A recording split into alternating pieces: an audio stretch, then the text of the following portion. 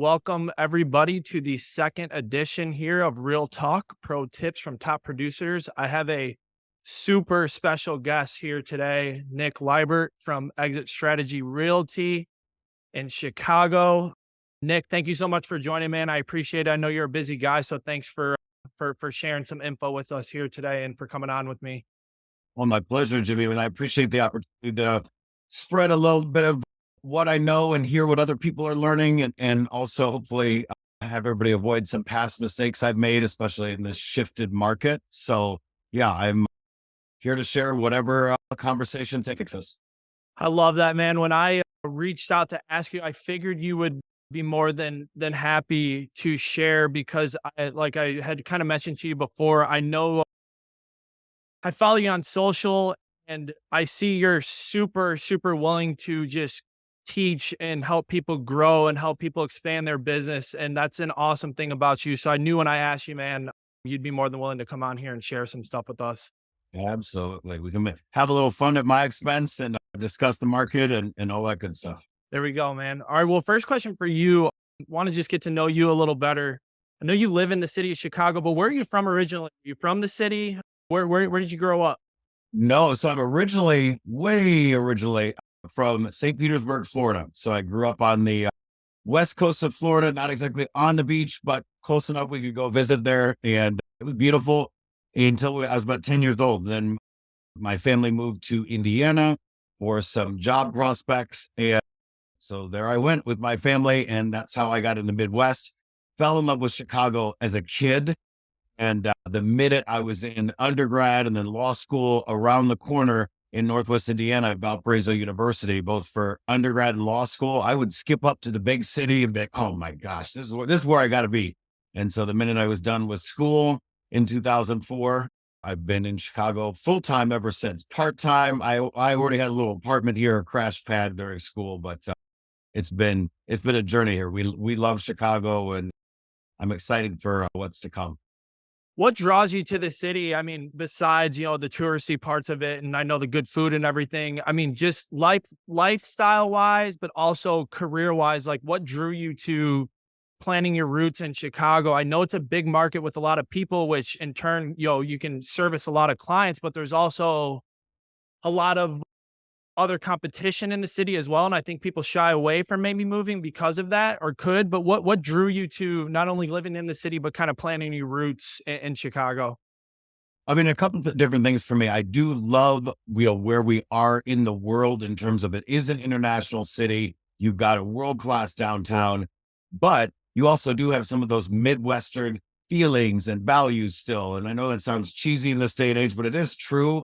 I travel all around and look at other cities to open real estate branches and explore different opportunities. I'm like, just Chicago has always been home since day one because I do like the opportunity here. It is a major metropolitan area. No matter what you want to do in real estate, in finance, and insurance, and the arts, whatever your category is, there's something here for you, and there's people always moving in and out, looking for different opportunities. So that's what attracted me, is that I kind of got the best of both worlds. I didn't feel so lost here because I'd been coming here for so long and people are so friendly, but it also had every opportunity. And in real estate, you truly just look out at the skyline. It's one of the most inspirational skylines in the world. And there's always something new coming to it. And so as a realtor, there's always something new to look at, new to explore, something new to learn. And that's been fascinating to me. Yeah. And I think even you said as a realtor, that's fascinating, but even people wanting to move there and do other things like you mentioned as well. I'm a big Chicago guy. I unfortunately had to move out to the suburbs because we had a growing family, couldn't stay down there anymore, but I love it there. And I think it attracts all different kinds of lifestyles, all different types of career paths. Different people want to come to the city for different things. So you mentioned you branched out a little bit and started other branches in different cities, but it still seems like your bulk of your business is in the city. Is that correct? So yes and no. So I have, being from Indiana, in terms of when I first got my real estate license in Indiana in 1998, while I was putting myself through college with some help from my mom, and we just had always had a little bit of real estate, as a family that we had. My mom had been a landlord but it was, help put food on the table in some tough times. My grandpa would always, expounds on the idea of real estate. So for me, coming over here to this big city, it was a no brainer. But also, looking forward, what we've ended up doing is this coaching program that I'm working on and sharing, and the activities that we do, we've started to bring in agents over the last 14 years from all over the suburbs, way out into the suburbs, into Plainfield, Joliet, well into the Northwest suburbs, that I realized we couldn't just be in the city. And so I'd originally decided to kind of go around the lake, be, in Indiana, in Michigan. And then all of a sudden what happened was I realized, the focal point is here in Chicagoland, but there's a lot of opportunity all around Chicagoland. So we opened up in on the south side of Chicago. We are on 73rd and Cottage Grove. So we are the only franchise south of Hyde Park, which is exciting to do that. And then we went out in the suburbs in Plainfield, Joliet area. I've got a wonderful new construction development out there in that direction as well in Lamont. So there's a lot of growth going out that way. And then we are now in the Northwest suburbs. We have a beautiful brand new office in Skokie as well. So we're spread out everywhere, our agents and our relationships with our consumers. Very cool. Very cool. And I want to get into how you got into real estate, but I want to stick on this for just one more question that I have for you that kind of popped up. As you're expanding and growing, do you see that you need to do different marketing tactics or different ways you approach business in the different areas? Or is it all just one specific process that you have and you kind of branch out? Like, do you see any, as you attack different markets, right? And I think as agents and as professionals, my end as well too, I want to attack different markets, right? And brand myself in different markets. Do you find that you need to have different marketing tactics or when you branch out, or is it one simple process that you just try to follow and tweak a little bit as you continue to grow? Well, so I mean, I guess that depends on who you're asking. Me as a real estate agent, my clients are spread out personally over the city, the suburbs. And again, I've got clients that I refer out in other states. There's some basic needs that are there for everybody, but there are obviously also some fields of expertise. So the farther you go out into, downstate Illinois, you're talking more into farmland and acreage and, potentially a commercial use to that land or agriculture. You go, straight into downtown, you've got to focus on the condominium community and what it looks like to manage or be part of a condo board, what to look at as far as the health of the association. So there's different nuances, but the same basic process or systems. I'm a big person to systems because that's where real estate agents have such an issue, is that there is no system for almost anything. Everything is like, well, we do it this way over here, or nobody ever told me that way. And it's very messy. So what I've been trying to do is put systems everywhere that can handle the nuances of a different area. And so why we decided to specialize within MRAD, which is the MLS of Northern Illinois, is that you've got a baseline of tools, a baseline of procedure, Illinois being an attorney state versus a title state right next door to us in our neighboring states. And I thought this is all basically the same contracts, the same governance. Let's stick in an area to specialize where the consumer may have some nuances, whether they want to live in a subdivision, or they want to live in new construction or a condo. But at the same time, the procedures, the system, the overall process is the same. And that's why we decided to stick in that very large and generous grid of people to service. It sounds like many successful people that I listen to and hear, as long as you have a perfected down pat system that you can, count on, it's easier for you to kind of branch out and specialize in those different things. But it sounds like you put together a really good system and plan that you can follow no matter what market you go and attach to, and have that like it's the back of your hand. And then you can start branching off and getting into those different specialties that you're talking about. Yes. And the thing that I would caution agents about is one thing that I did wrong. One of the many things I did wrong, but one of the things I did wrong at the beginning is I had no, I had some good mentors, but they were good to a certain level of production. As I tried to scale, nobody sat me down and said, well, why are you keep spreading out further and further into areas you don't know as many people, which means you're paying to talk to strangers or you're banging on doors of strangers. You also don't know where the nearest bus stop, grocery store, train station is because you haven't gone deep enough with the people closest to you and deep enough in the neighborhoods close to you. So if I don't see 10 Nick Libert or Exit Realty signs in one area, why am I going to a new area? Because I haven't done my job really piercing the veil of that area and building relationships there yet. I've given up. I call it spray and pray. Sent one postcard. Well, that neighborhood didn't work. One postcard over here. That neighborhood didn't work. And so that's how you get these very spread out agent businesses. What I recommend is if we have truly gone deep, depending on the density of the area, and I look at census tracts. I'm a stats nerd. And so I look at that stuff. I'm like, okay, well, reasonably, you have kind of penetrated this area. One of our going to be amazing agent, Wayne BLZ's number one in Woodlawn. Well, you know what? That means he's kind of done what he can do in Woodlawn. He's amazing things there. What about the next neighborhood over? But if you've got somebody that just has not gone anywhere near what the top agents have been doing there, they need to go deeper first because it's just economies of scale. You know the area, it's easier to get around, it's quicker to get around, and it's a no-brainer. And you need boots on the ground if you're going to expand. So if you say, I'm going to be able to cover Southwest Michigan, I'm going to use my own example. So I have my license in Indiana, Michigan. I live in the city, have it for a long time. Love Southwest Michigan. Does not mean I am the best agent to go take people up there and around because people go, well, hey, there's only two in the market and this one popped up last night. Yes, I'd love to drop everything Sunday morning, drive 2.5 hours, but I do have the knowledge to get the deal done. So it's like tempting when you don't have enough deals coming in already. So my focus with our agents at Exit Strategy is really twofold. How many people do you already know? What are we saying to them? How are we helping them beyond just real estate, building relationships? And then also, where do we need to grow? So 50% wider and also 50% deeper is what I'm challenging our agents to do this year. Is don't just go drive farther, send postcards into random areas you've never, even figured out where to grab a sandwich. Go deeper first, but also go wider. So 50% wider, 50% deeper to correct what is the stagnancy in the market. You're just going to have to do the numbers game over it in order to protect your income level you're used to from 2020, 2021, the first half of 2022. I love that. I love that. So many great tips in there. And it just kind of goes back to just having a set plan and sticking to that and trying to see what kind of results come from that so that you can expand out. That's awesome. Nick, you mentioned you were getting your law degree. Is that what you said? You were getting your law degree. And then what got you into real estate? What was the reason to get into real estate? Well, actually, they're flipped.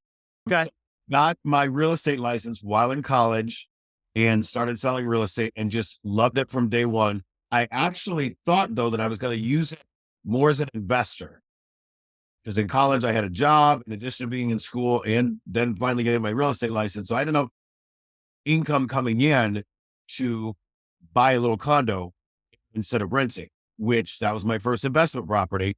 And I thought, well, this was fun.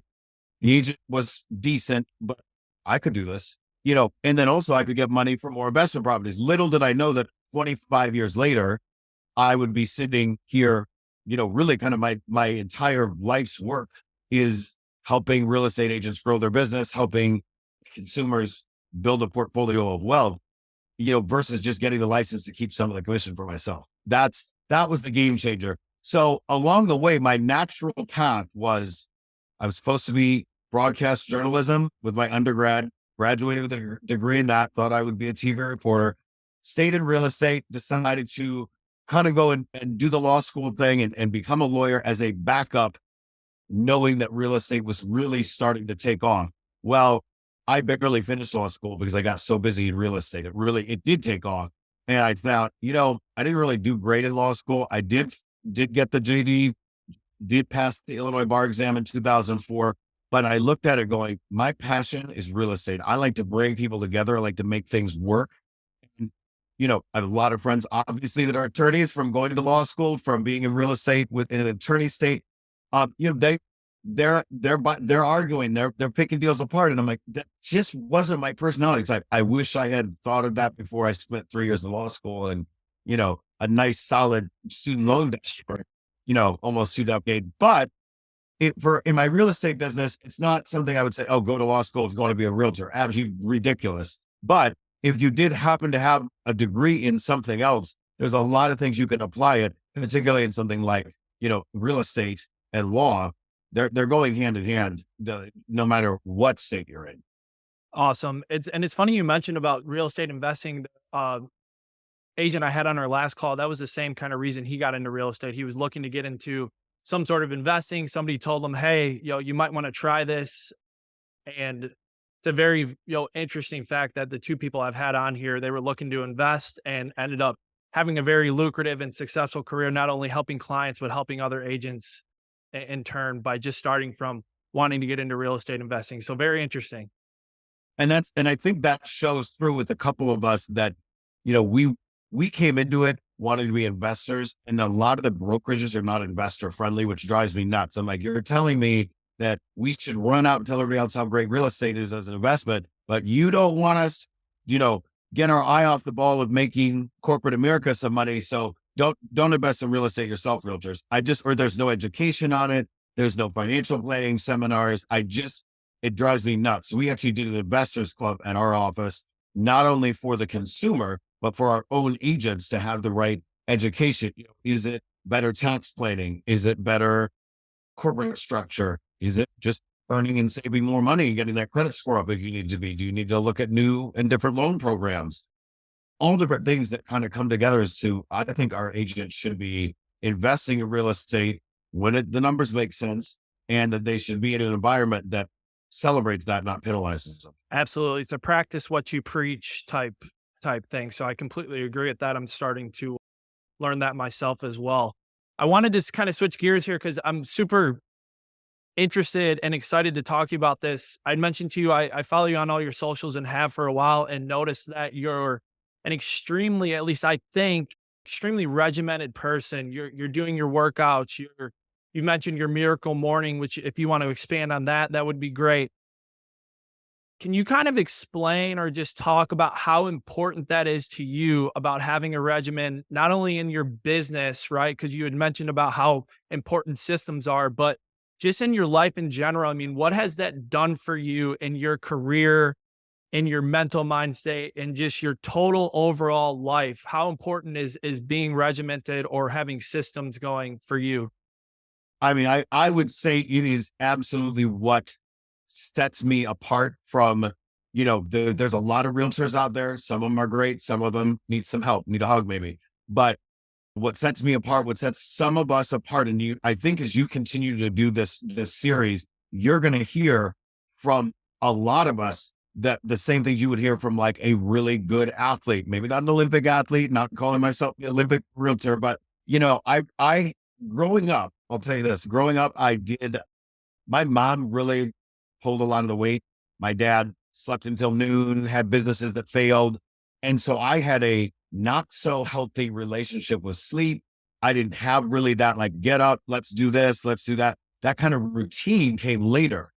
And what I realized was in real estate, you're your own boss. So there is no routine. You are the CEO of You Inc., whether you work for Coldwell Banker, Exit, Remax, I don't care, XYZ real estate company. You're the boss. You're bringing in the leads. Sorry, the company's not going to do it for you. They should be able to provide something to help them. But you wake up every day, whether you're in real estate or anything else, and decide half of how the day is going to go based on what your mental state is. It's like, I have stuff thrown at me that just sometimes blows my mind. And like, they really got creative, whoever's trolling this today, because if you never know what happens in your day. But if you have systems, so I used to call it time blocked calendar. I did some studying. There's a research study out from Harvard. There's some more, local entrepreneurial based ones about time boxing instead. Like basically you can't always be blocked. But you've got to box and really protect your time in terms of a couple different things. So the miracle morning routine is huge to me. Get up early, because the minute everybody else is up and going, somebody's going to have a problem. Something is going to take you away from whatever the big things for your day are. And so mine are health and wellness. So whether you go running in the morning, ride a bike, lift weights, meditate, something to get the blood flowing the right way, in the morning, get you centered, and then it is right into lead generation, new business. What can I do to make my phone ring today that'll be a closing 60 or 90 days from today? You can, as a realtor, watch an agent get 3 or 4 deals going at once, get excited about them, focus on the existing deals, no thought of new business, because they're always putting out a fire. And it's like, oh, I haven't had time to work out. I haven't had this. I haven't had that. I'm like, well, you did. I mean, we all have the same hours. It's how you control your time, how you prioritize your time, and when to let the distractions in, because they will be there knocking at the door from the moment the sun rises. So I get up before the sun. I know it sounds flippant, but and that was not a habit I grew up with. That was a habit I learned later, quite frankly, by sucking, where I'm like, why are some of these agents just getting 1,800 postcards out and they've not done 1,200 doors and their social media is on point. And, here I am. Yeah, I'm up, I'm doing it, but it doesn't feel great. And I'm working out of the gym at 10 and 11 at night, falling asleep. That something's wrong, or if at all. And a lot of times what happens is people front load their day with problems of other people, mostly because they got up late enough to the problems already in the inbox. I don't look at my inbox at 5 a.m. I think that looks ridiculous. If I'm responding to you at 5 a.m., was I up all night? So I get up, I do my thing.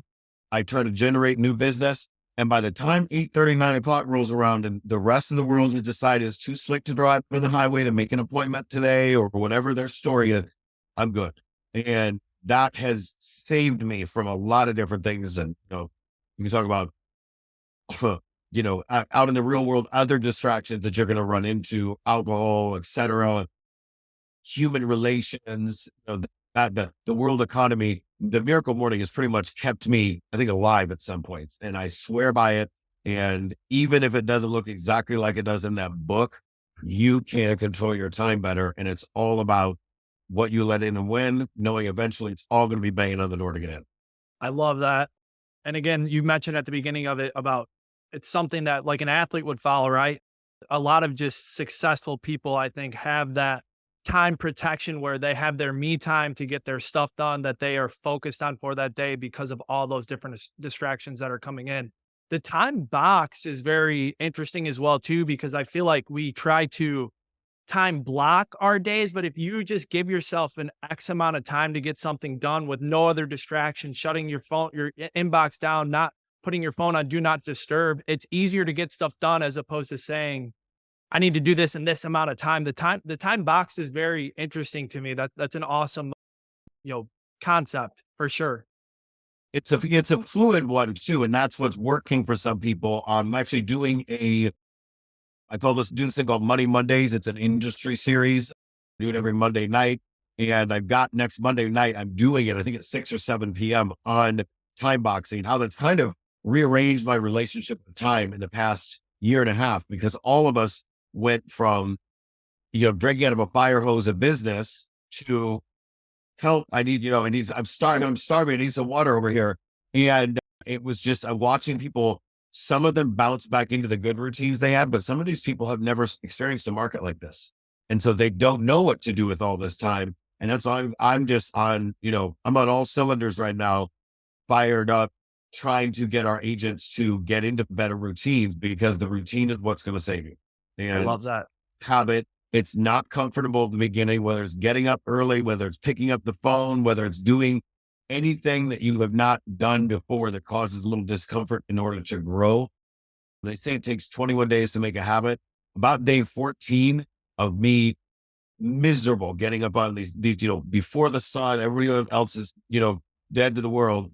And about day 14, I'm like, oh, I woke up on my own, and I started to see little by little a compound effect of, well, I was able to get 14 calls in before anybody noticed that I was around, and started bothering me. Or, hey, I'm actually feeling less stressed because I've had 3 or 4 nights in a row of good, tired sleep, because I woke up, did my workout, got my calls in, and I'm kind of content at the end of the day. I love that. I love that. Wanted to get into your brand or Nick Libert as a brand. And I think branding is super, super important. I've realized this in my career over the past couple years, I probably should have realized it a little sooner, but just branding yourself. And I know your name has rang in the city of Chicago. I mean, I got into the industry 6 years ago, and I've heard of you right when I got in the industry. And I know you focus a lot on building your brand. How did you successfully do it? And, or first and foremost, when did you decide like this is super important for me and my business for building your brand? And then how did you work to build that over the years and become the Nick Libert of Chicago? So, well, I think there's only one Nick Libert in Chicago. There's some other Liberts running around. I don't think real estate though. So I'll say this much. I've always been really big into trying to bring something different. And I don't want to say better because sometimes it isn't better. I've had some pretty stupid ideas, but something different. Like what's a differential? What will be helpful? What is going to be a value? What is, your unique, if your unique value proposition or unique selling proposition, some coaches say is, this great slogan, but you're not really delivering anything that great or different than the 8,000 other realtors that are sitting in front of the Chicago Associated Realtors getting their orientation right now. There's so many realtors, there's so many lenders. What are you going to do that's different? So I've always tried to create consistent branding around my name because I knew the company would not do that much for me. I was originally a Coldwell banker, decent, decent time. Didn't really want to pay all the fees and splits forever in that particular relationship. So I thought I knew everything starting my own company. Whoa, did not know everything. Did not, I kept 100% of my commission, which was not that much because I still hadn't learned everything in the business. I jumped too early, I think. And then also hired a bunch of new agents that didn't know anything and didn't do well either. And I'm like, well, neither one of these felt that great. There's got to be something in the middle. And so I realized that no company is going to save you, make you.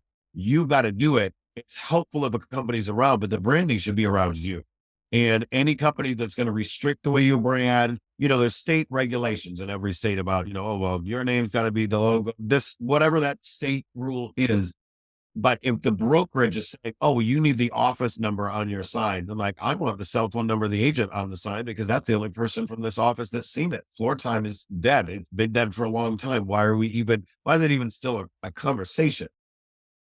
That type of branding, it is about the agent's relationship to the consumer. It doesn't hurt when you have a company behind you that is empowering through education, through special events, but you are the product.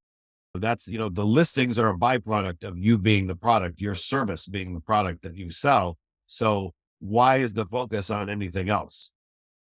Awesome. Awesome. And I want to go into kind of like social media and social strategy in regards to your brand. I mean, social media has been a hot topic, but I think especially nowadays, a lot of people are trying to get out on social media. I saw one of your YouTube videos. It was like from 6 years ago. You've been on it for a while. You have a really great social media following on Instagram. I see you have a bunch of followers. You had a lot of views on your video. It was from 6 years ago. I think it was the one of what to do after a home inspection. I believe it was a video. And I was like, man, this guy's been on here for a long time. I was just getting into the industry then. How important is that to you? And like, do you put a lot of time and stock into your socials in regards to branding yourself? So I'll say this much. I don't focus, but let me put it this way. The quality of my videos could be better. And, I love social media. Social media has been so important to my business because when I got into business in 1998, I was the first person in my office to have a website. I had a number with my name in it. I really was like, okay, I'm going to brand this to me because that's the only thing I got. Because I don't think I'm going to stay at this XYZ company forever. Even if I didn't, it's not about this company. It's about this. So I just got it. That was by luck and also I had an interesting class of people that I was in pre-licensing class with where I'm like, I don't think these people are going to make it. And because they knew a lot of people, they didn't want to talk to their own friends. And I'm like, I'm sitting there having to build a network of expireds and FISBOs because I was 20 years old. All my friends were, drinking their way out of college. So they weren't buying houses at that time. I didn't have a natural network that was buying. So, but I never had a lot of, I didn't come into this with a lot of money. I had a great upbringing, but it wasn't like a silver spoon upbringing. So I didn't roll in here with the money to do billboards, bus benches, all that stuff. So I bought an $8 domain name or whatever it was, probably $5 back then. forwarded this janky website I built myself because I've always been a little bit of a techie, not a huge one. And I just started doing the actual prospecting. So the branding, I would say it's more just name recognition. And social media was massive for that because I never, even when I had a budget for billboards and bus benches, and now that I truly have that kind of budget, I realized from doing them, they don't work. That's vanity branding. That's vanity marketing. That's because looking me up on the billboard and they're like, yeah, Nick, you're still fat. So you're still wearing money. And it just didn't do anything for me because there was real no messaging behind it. There was no lead capture. There was no call to action. So why are we dropping money like that? Social media, it's its own call to action, and it is free.com, free 99, my favorite price. I don't spend $1 on any of it. I don't do the boosted ads. I've done them. I don't do the premium LinkedIn. I did it.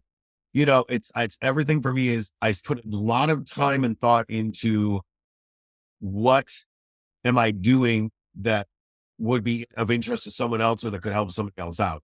It is not pre-thought as much as some of you that have been around in a while. They're like, okay, Nick has a lot of content. I'm just out and about doing a lot of stuff. And so a lot of it's on the fly. Again, it could be shot much better, but I think people get a real idea of, that I love my morning routine. I like to run / walk, crawl marathons. I like to raise money for charity. I like to have fun. You get an idea of like, okay, when these people get in my car for the first time, they also know I'm talking a lot about the market. I'm giving a lot of statistics out, and I've got a little bit of a plan for social media for my agents that I help them out with it. But what I tell them is first and foremost, it is about authenticity. It is about not selling. No one wants to go on a business page. This is a personal page where you happen to also be an interesting realtor. Are you interesting? Do people like you? If we can't answer those positively and we can't fix it, we do have a problem with our marketing or our image on social media because it is a relationship business, is a relationship media. I love that point too about you kind of just being out and about, but filming it and documenting it. People always, when I hear about they're hesitant on getting social media, it's like, well, kind of content do I put out on there? And it sounds like you and I've been trying to do the same thing. Hey, what are you doing on a day-to-day basis while you're educating and teaching people? That's your content right there. And you don't want somebody all the time getting on a video and kind of having it scripted and canned because that doesn't appeal to people in today's day and age. Social media is almost the reality TV for everybody. And you're hopping on there and being authentic and using your day-to-day activities of being an educational person, knowledge of the market, and just doing you as your content. And I think that's easy content for people to put out if they want to start branding themselves of who they actually are. Exactly. And two notes on that is number one, it's so important. Social media is so important because here's the reality. People are using it to validate what you're telling them. And that is, that's something that I got into huge fights with other coaches that were doing a lot better than I was back then, in terms of sales and coaching followers back in 2009 and 10 when social media started. They're like, oh my God, you've got to get a business account. Nobody wants to see your, pictures on a boat, blah. Oh my God, you're ridiculous. And I'm like, your business page is putting me to sleep. And none of my friends would even add my business page. Some of them would to be nice and never go on it again. You guys are wrong. That was one of the times I was right.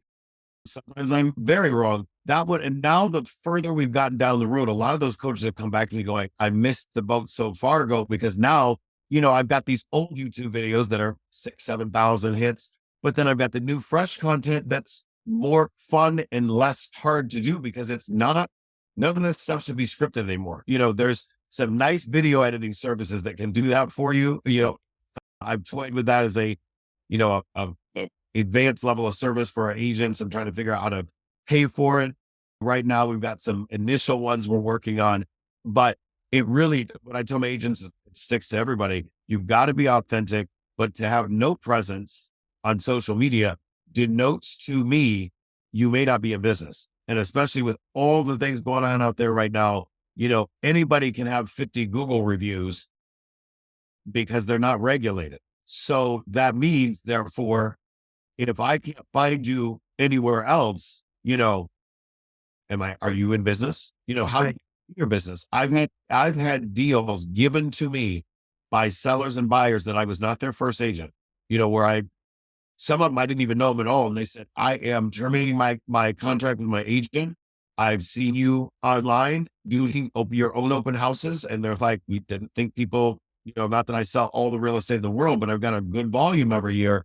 They're like, our agent doesn't do their own open house, and our agent isn't, bringing buyers through personally. Everything's on a lockbox, or there's no open house, there's no feedback. And they see that. And so, when people say, oh, I've heard you're good, I'm like, well, who told you? And they're like, I think social media told them. You have to be transparent. You can't lie, but to do nothing, sit back and go, well, I'm not comfortable with it. Or, I don't want to put, don't want to put myself out there. Well, then what are you going to do? You're going to end up being servicing somebody else's leads, and, or paying through the nose for it if you're not willing to put yourself out there, because this stuff is all free. It's organic. And sometimes it's fun. Sometimes it can get repetitive, but that's our job to make sure that if it's getting repetitive to us, it's probably getting repetitive to the people watching it. Absolutely. Absolutely. Shift gears here a little bit because I know we're coming up on time. In regards to your team and your agents that you're coaching, I was going to ask you what's your main focus for the year, but how about this first quarter? I mean, what are you guys focusing on for this first quarter of the year, kind of getting ready for the spring market, or kind of heading into the spring market right now? What's your main focus for you and your team? So I would say the big word is engagement, getting in touch with as many people as possible and giving them value, because it's not going to be an immediate, like, oh, I want to buy right now, because the interest rates are not that, oh, I want to buy right now life. The inventory is not that big. Well, we should be talking to some engaging sellers and saying, hey, maybe it's worth it to try to put it on the market now because there's not that much else out there. What can we look at to, help you on the buy side? Engagement, engagement, engagement. So we're going back to our CRM. We're going back to the consumer app. We're launching our consumer app for the after the close experience. We've already got one, but we've improved it. And so it's all about engagement. If you are not engaging a lot of people and tracking that, which is a daily habit, birthdays, housing anniversaries, got a pet, lost a pet, whatever that is, I want to know about it. I want to be able to give you a hug, send you some flowers, be a friend, be an asset, and hopefully you'll be an asset to me. It's got to be a win-win no matter what you're doing. But if you're just sitting there doing nothing, waiting for your phone to ring, it is going to be a long, hard winter, spring, summer. This is not that type of market.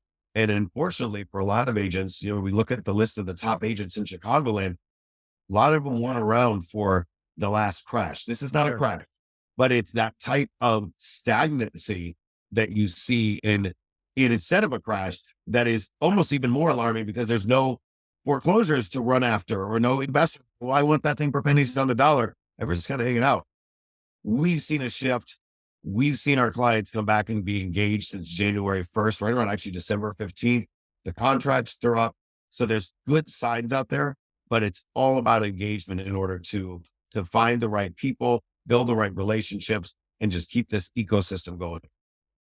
On the engagement piece, I saw a clip again on your social about texting.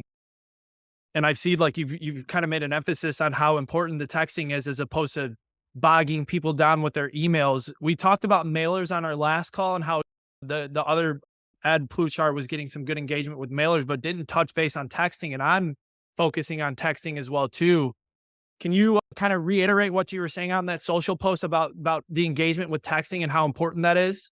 Oh my gosh, absolutely. So when I went out to look for a new CRM, I had the same, I build relationships with vendors. I've always said there's kind of two ways to do this. You can pretend as a brokerage to be a tech company, or you can hire the right tech people. And what I found is every tech company does one thing good. So, the people that do the great exterior websites don't have the best CRM on the back end. So I brought everything together, which is Project X, on an overlay on top of what EXIT Corporate does. And so, with us, what I do is I tell everybody, you've got to have some really, really good engagement with the consumer. Well, how are you going to do that? They are overwhelmed with emails, work emails, personal emails, spam emails. I watch them not person. This goes back to my philosophy as a coach is I'm like, I want to be out there in the field with you, kind of studying the market, listening to what's going on with you, so that I could create solutions instead of barfing out a script that was, 15 years old out of a book. And so one of the things I kept hearing from the agents, they're like, my newsletter isn't working like I used to. And I'm like, I gotta be honest with you guys, we're doing events, we're doing all this cool stuff. And I'm feeling like we could be having more people at these events because I throw events for our office for the consumers, health and wellness, personal finance, charity and community, real estate seminars. I said, guys, we got to figure this out. So I started digging around for CRMs that actually did mass texting. And the thing is, like, you have some agents that I've had interviewed. I say, well, do you know if your CRM does texting? Well, some people are like, what's a CRM? Like, client relationship management. Well, oh God, we got some work to do. I think I can help you. But then people are like, well, yeah, I think if I type in my phone, it tracks that I text that person. No, no, no, no, no. 250 people at once get a mass text from your marketing events hotline that has the graphic and the link or a video from you. So you're not sitting there manually going 250 times. Hey, I've got 2 Cubs tickets or I've got 2 Sox tickets. Who wants them? Because then those texts never get out. And then you wonder why your VIP past client has sent, lost their love for you. So that's the type of technology that we were looking for. We found it in the CRM that I buy for all of our agents. So that mass texting blasts over. And it's the same thing. Probably in 5 years, that won't be in vogue. They'll go back to email or there'll be, holograms on the wall. Whatever it is, they're going to be stalking it because that's the type of stuff that the private listing network, if it's a global issue or a local issue, I'm hearing about it. I'm trying to study it. Private listing network locally. I'm like, well, how are my agents not getting this stuff out to the consumer? Because B, it doesn't go through the traditional search portals. And also these consumers are on 20 different search engines Sure. or portals because they can't find that inventory that they're so starved for. That's how we ended up in a relationship with Zenlist that I buy for all of our agents, searching for these solutions. And to me, text wise, you got to have mass texting. It's got to be trackable. It's got to be systematized. It's got to include video. And that's what we're coaching our agents on. I love that engagement with texting. I'm on a big kick on that too. It's that's awesome. All right, last question here, Nick, for you. My most, my favorite question is going to be, what would your current self go back in time and tell Nick Libert when he was just getting into the industry? Hey, this is what you're going to be up against. This is what I want you to focus on. What's that one thing that you would kind of stick out and make your younger self think about the most? Well, I'd probably tell the younger self that you don't need to be going out every night in your 20s. but at all. But I would say, honestly, overall, this is a relationship business. This is not a click funnel business. The click funnels, you have to make a relationship with who clicked in the funnel.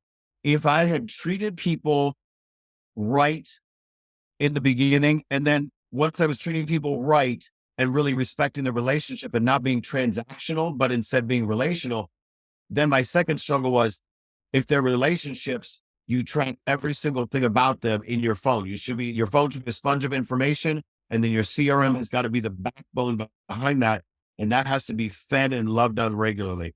If I had done that in my 20s, be a much better, probably a bigger background, bigger health in the background. I just, did not do that stuff. And I did not have the right coaches. And so that's my fire in my belly, is to make sure that no agent that engages with me, that coaches with me, is going to be stuck in what I lived through about the first decade of the business, which was just, made 40 grand, made 140 grand. Now I'm at 38 grand. How, you can't live like that.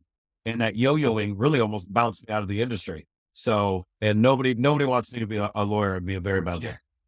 Do you think it's hard when you're first getting into it and you're relying on a paycheck, right? Like that, you go to work and you don't really know that much about becoming relational or having relationships. It's more transactional. I mean, how would you explain that or tell a young person who they're just trying to start their career and put food on the table for themselves, right? And it turns transactional, I think, by just human nature, unfortunately. How can you shift your mindset being young and thinking of it being relational? Or is that just something that comes with time? Like what's your thoughts on that? It depends on how the age, and I always use one of our an agent, a good friend of mine, exit, Andy Ogarzali. He's worked with me for over 11 years now. He got it. So he was young. He was like on his own. He realized these were relationships, these were people. And he's always been fascinated by like the funnels. And it's the same way with me. I love lead generation, but the leads, once they're generated, have to be human relationships. That will, AI, Marky Lemons is an amazing real estate coach. She's an exit agent, good, long time friend of mine. I'm in all her classes, as many as I can make. And AI, she says, it's not going to replace the real estate agent, but that real estate agent that embraces AI is going to replace the one that doesn't. And, for me, going back to relationships, the agent that makes the relationships will be the agent that stays in the business and that thrives in this amazing business. So that is what I do all day and night, is how can I make these relationships click for my agents so that we have a beautiful presence in the community and sustainable, lasting, fun relationships with our clients. It's awesome stuff, man. This has been awesome, Nick. Thank you so much. I knew you'd be awesome on this. I know you have a lot of wealth and knowledge to spread around, and you're just so willing to share that. And that's something that I admire about you a lot. I think that's really cool that you do that. I'm gonna open this up here, see if Tony has a question for you. He's a local, he's a Chicago agent as well. Guy I went to college with, actually. I don't know if he has anything, but then if not, I will let you get on with your day. Do you have anything else to add, Nick? Just that, I would say to end, you knew you were going to get rid of me. To end up, I am loving the conversation that we had today. If anybody out there wants to connect with me on social media, I'm on YouTube, Instagram, LinkedIn, TikTok, same address. It's Nick, just type in my name and you'll find me. And I'm always trying to share nuggets. I'm trying to learn what your struggles are as an agent. And, I always tell my real estate agents an exit strategy. I don't take a salary. I make money when they make money. When they don't make money, I don't make money. We are in this together as an industry, whether we like it or not. The more we can share and clean up and be better, rising tide lifts all boats. I say that way too much, but I'm going to say it again today. I mean that. And hoping to connect with everybody on social. Thank you for the opportunity to be here, Jimmy. Thank you as well. And I love that you said that. That's why I kind of started this, is I want to start a community, because I think there's a lot that we can learn from each other, not only to help each other out, but better service our clients. And that's the name of the game. We want to make sure that we're making our clients feel the best possible way that they can. And like I said, by you coming on and graciously giving me your time to share your nuggets, that's why I appreciate you and admire you very much. So thank you so much. I appreciate it.